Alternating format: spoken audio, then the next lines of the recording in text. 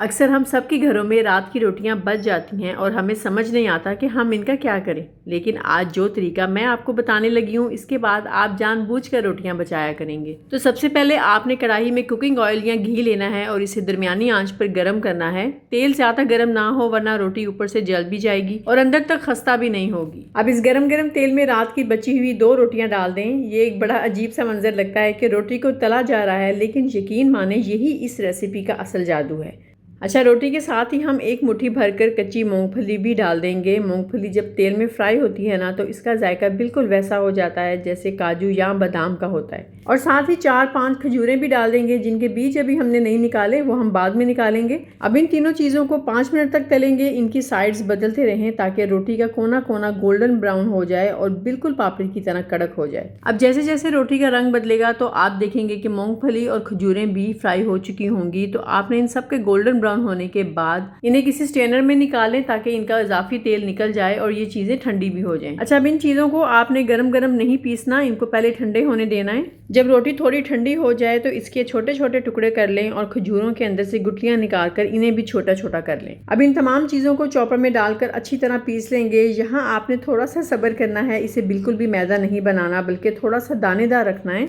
बिल्कुल वैसा दानेदार जैसा कि प्रीमियम मुल्तानी सोन हलवे का होता है, जो हम हज़ारों रुपए का किलो खरीदते हैं। इस मिक्सचर की खुशबू इतनी लाजवाब होती है कि फ्राई होने की वजह से रोटी और मूंगफली की एक ऐसी प्यारी सी खुशबू पैदा हो जाती है कि आपका दिल चाहेगा कि इसे ऐसे ही चम्मच के साथ खा लें। आप जल्दी से वीडियो को लाइक, शेयर और रीपोस्ट कर दें और कमेंट करके ज़रूर बताइएगा कि आपको वीडियो कैसी लग रही है, क्योंकि आपकी हौसला अफजाई ही हमारी मेहनत का सिला होती है। अच्छा, अब हम इसकी चाशनी बना लेते हैं। एक अलग बर्तन में आधा कप चीनी और आधा कप गुड़ डालें।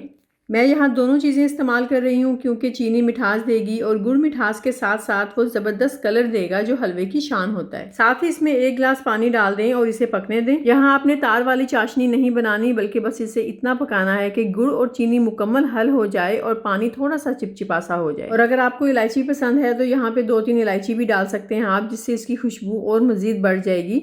जब चाशनी तैयार हो जाए तो इसे छान कर एक तरफ रख दें ताकि गुड़ में मौजूद कोई भी रेत या कचरा हो तो वो निकल जाए। अब असल काम शुरू होता है, जो कि भुनाई का है। एक कढ़ाई में 3 से 4 चम्मच देसी घी डालें।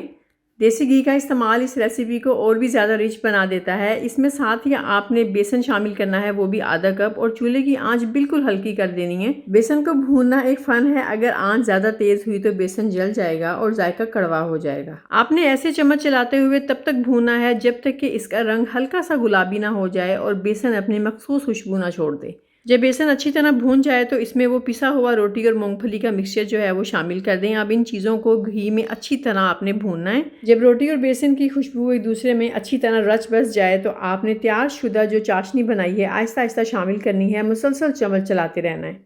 यहाँ आप देखेंगे कि मिक्सचर तेज़ी से पानी जज्ब करेगा और फूलना शुरू हो जाएगा। इसे 5 से 7 मिनट तक मज़ीद पकाएं ताकि ये कढ़ाई के किनारों को छोड़ दे और घी भी सेपरेट होना शुरू हो जाए। और अगर इस पॉइंट पे आपको लगे कि थोड़ा सा हलवा खुश्क हो रहा है तो आपने घी 1 या 2 चम्मच मज़ीद डाल देना है। और जब हलवा बिल्कुल पक जाए, कढ़ाई को छोड़ने लगे, घी सेपरेट हो जाए, तो समझ जाए कि आपका हलवा बिल्कुल तैयार है। आखिर में आपने क्या करना है कि एक ट्रे लेनी है, उस पर थोड़ा सा घी लगाना है या फिर आप बटर पेपर भी लगा सकते हैं। और इस गरम गरम हलवे को ट्रे में निकालें और चम्मच या स्पैचुला की मदद से बराबर फैला दें। अब इसके ऊपर बारीक कटे हुए बादाम, पिस्ता, काजू और अखरोट की बरसात कर दें। मेवे डालने में कंजूसी बिल्कुल मत कीजिएगा, क्योंकि ये हलवे की लुक और टेस्ट को बिल्कुल शाही बना देते हैं। मेवे डालने के बाद हल्का सा चम्मच से ऊपर से दबाएं ताकि हलवे के अंदर सेट हो जाएं।